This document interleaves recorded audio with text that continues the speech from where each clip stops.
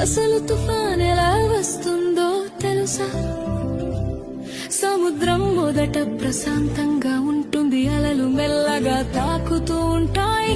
కానీ సూర్యుడు బాగా వేడెక్కితే సముద్రపు నీరు కూడా వేడిగా మారుతుంది. ఆ వేడి నీటి మీద ఉన్న గాలి కూడా వేడి అవుతుంది, పైకి ఎగురుతుంది. గాలి పైకి ఎగినప్పుడు కింద ఖాళీ అవుతుంది.